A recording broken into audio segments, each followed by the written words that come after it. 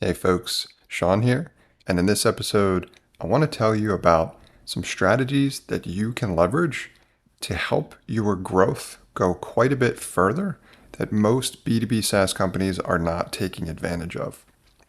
And by that, I mean investing in growth channels that can also support each other, as in support the other channels where you're investing. So if you choose to invest in channels that aren't completely opposite one another, but instead have some overlap, you can figure out how to leverage what you're learning from investing in one that can improve the ROI you get from the other. And I'm going to walk through an example here. So as I've talked about before, when I'm starting to validate a market, and in particular a specific product, and its fit within that market, I look to leverage ads, usually Google search ads, but other platforms can work too. Now, when I do this, I build a campaign which is intended to send traffic to my landing pages, which communicates my value proposition to my target market buyer. Now, that enables me to measure conversions, as in how many visitors am I getting from the landing page to starting a free trial with my product. So people sign up for that free trial. Then after that, I measure what's really important. That's paid conversions. People are using the product and ultimately paying for it. Are they seeing the value in it? But the whole process starts with getting traffic to that landing page.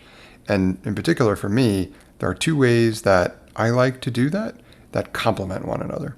One can be effective short term, the other is effective long term, and the ROI between them is different. But I design them so that they're complementary of one another.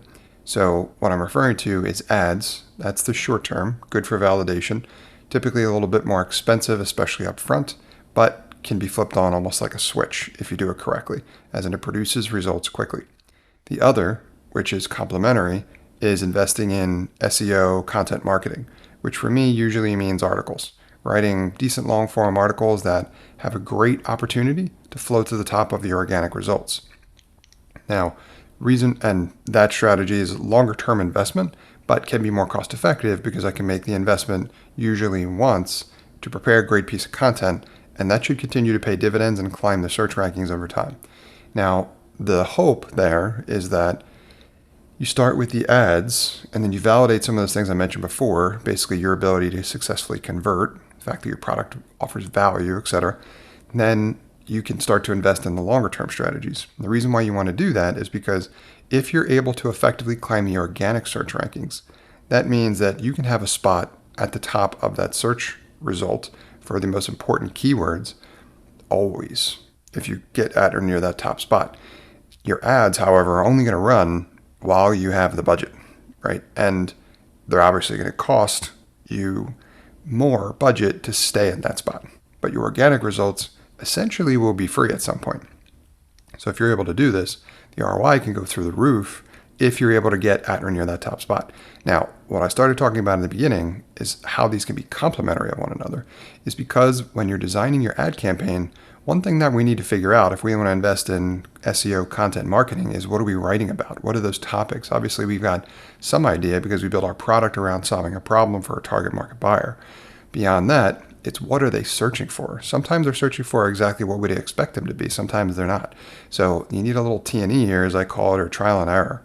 Now, your ads are going to help you with that if you do it right. Because if you pick a specific keyword for your ad campaign, like for my podcast show notes tool, for example, that's exactly what I chose and why I named the product that. I specifically chose the keyword podcast show notes. And what I'm getting at here is when you run that ad campaign, Google is going to leverage their intelligence to find what people are also searching for in and around that keyword. Now, they're not always going to get that right.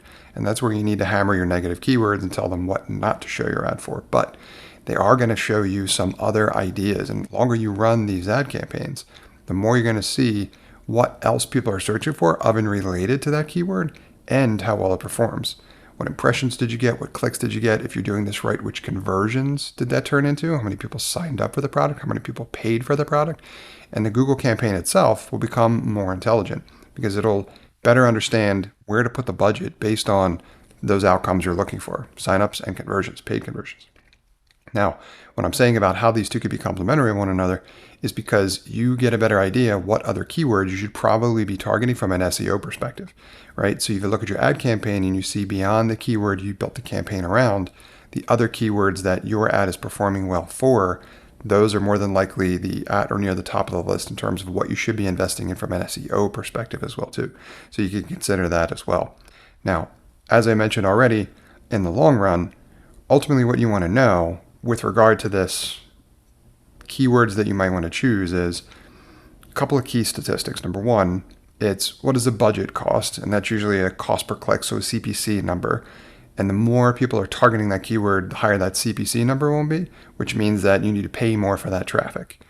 Number two, the volume. How many people are searching for that on a regular basis? More volume typically is better.